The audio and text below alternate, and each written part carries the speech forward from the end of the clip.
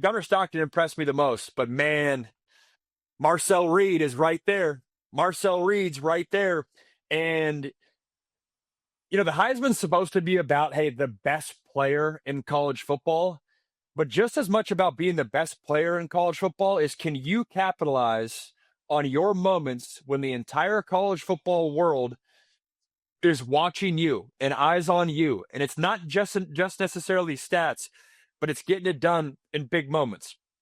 And Marcel Reed this week versus Notre Dame was the perfect example of that. Only 17 for 37, not efficient, but 360 yards, 2 touchdowns, did have the 1 pick, 0 sacks. Big difference between Marcel Reed and Gunnar Stockton in terms of taking sacks, and also shows through with Texas A&M's play calling. Texas A&M is putting the ball in Marcel Reed's hands to go win him the game, period. Gunnar Stockton, much more insulated by the run game and the playmakers at Georgia. Marcel Reed, that is not the case. Not the case at all. A&M is saying, hey, we got a dude at quarterback. We know he has to grow. We know he has to develop, but we're going to give him the keys to the car, and we're going to live and die by Marcel Reed. And what I would have said a year ago is live or die by Marcel Reed's legs. No, it's his right arm. You can tell they think he has a NFL type of ceiling. And with that fourth quarter drive was Heisman-esque. Is he going to win the Heisman this year? We'll see. We'll see. He's got the ceiling too. But man, for just being a true sophomore, I saw enough in that Notre Dame game to think that, hey, between this year and next year, there's no reason Marcel Reed can't be in the Heisman conversation. And he made some mistakes. It was not perfect. He left a lot of yardage on that field, but he showed me some things with how he showed up in that game. And I got 3 examples right here of plays where I love what I saw from Marcel Reed in terms of the growth. First throw, right here. 3rd down. 3rd and 8. 3rd and 8 early on in this ball game, on the road at Notre Dame, tough environment. He hangs in the pocket. That's a big league throw now. That's a big league throw. There's a lot of young quarterbacks that would be gun shy, right? You got a backer underneath. Like right here. Look at the optics of this throw. 3rd down early on in the game in South Bend. I'm pretty sure they're down. You got a linebacker buzzing underneath. You got a corner with his eyes on you, meaning that he could jump and trigger on this football right away. You got a safety over the top that with his eyes on you, he could jump and trigger right away. You got another linebacker buzzing on the inside, and Marcel Reed's going to fit this ball in this window, putting it behind his guy, having him go up and get this football where only he can get it. Again, this is a long throw. This is a 10, 20, 25, probably 30-yard on a rope where only his guy can get it. Not a lot of quarterbacks are making that throw. He makes that look easy. That's a great play by that receiver, but he's allowing his dude to go make a play. 2nd throw right here. In terms of the growth of Marcel Reed, this is 2nd and 9. Look at how he works all the way through his progressions. Works from left to right. I apologize, the footage isn't as good as the other version. This is the best that I can do, given that the game only happened 24 hours ago. Look at him work from left to right. Progressions. Hang in the pocket. He's been hit all day. Hasn't taken a sack. Gets the ball out of his hands. One more time. And side note real quick, KC Concepcion for Texas A&M is a dude. I knew he was legit. ACC folks knew he was legit at NC State. He was their best receiver. KC Concepcion is a baller. And I don't know, I should know his stat line. I know he had a good day. I kid you not, he left probably 150 yards on the field. He was routing fools against Notre Dame. There were multiple times that he's open. And that's where I'm saying Marcel Reed wasn't perfect. He missed some guys.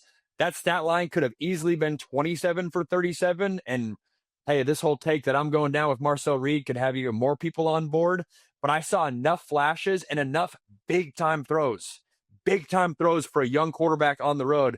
But that was a little sidebar of like KC Concepcion is going to be a problem in the SEC this year. And he'll for sure be in NFL draft conversations. Because like going into this year, it was, oh, is he too small? Texas A&M's moving him all around. Honestly, it kind of reminds me of like Tyreek Hill in terms of the skill set. I'm not saying he's going to be, Tyreek Hill during his prime. I'm not saying he's going to be, custom made NFL receiver one tomorrow. KC Concepcion is a baller, and teams are going to have to start doubling him because they're going to watch this film and be like, yo, my corner can't hang up, can't stand with him. But that was the second throw. 2nd and 9, gets it done. Right here, this is the throw that I probably should have started with in terms of making this whole argument, because it's 3rd and 16, 46 seconds left in the game. You're down 6. You have to score a touchdown. 3rd and 16, terrible scenario to be in as a quarterback. Look at how the young quarterback hangs in the pocket, buys himself some time, manages the rush, and throws a dart on the face mask of KC Concepcion. I'll give you one more wide view here. Look at this. Hangs in the pocket, over coming right to left. Great catch. Great catch, but a phenomenal throw. Look at how accurate this is. Look at how the ball spins off his hands. Gotta have it. Gotta have it. Bang. That's big-time quarterback play by Marcel Reed. A&M's fans were excited about Marcel Reed, and again, I know the stat line wasn't perfect. He did miss a lot of opportunities, but in terms of the trajectory that he's on, and I saw Todd Blackledge make this same comment of like, man, it feels like every single drive, I think it was Blackledge, yeah, every single drive that you see Marcel Reed on the field, it feels like he's getting better in front of your eyes. That's very much showing through on the tape, and he's going to have more opportunities to do it. September 27th versus Auburn, big opportunity. October 25th versus LSU, he'll have to duel with Garrett Nussmeier, and then November 28th at Texas, he'll have to duel against Arch Manning. Texas A&M is just interesting because I think they're the most, I don't want to say they're underrated, but we just kind of skip past them, right? There was a whole crop of teams at the top, like LSU, Florida, preseason, LSU, Florida, Texas, Alabama, Oklahoma. Then like the sleeper teams were like, all right, people like South Carolina.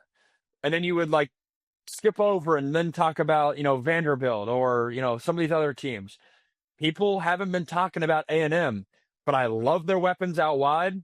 There's a lot to like on this film for Marcel Reed, and they left a lot of offense on the field. I don't even think it was bad defense. I just think they're scheming things up, and then play calling wise, they're giving Marcel Reed the keys to the car and saying, go win us this game. And the reason they're able to do it is because he's not taking sacks. He's not putting the offense in terrible situations. They're staying on schedule, and they're driving the ball down the field. I don't mean to like beat a dead horse here, but I watched so many of these college offenses that it's very dink and dunk. It's very sideline. It's not, a lot of these offenses do not have an intermediate passing game. Texas A&M is not one of them. They're pushing the ball down the field. They're asking their young quarterback to make some throws.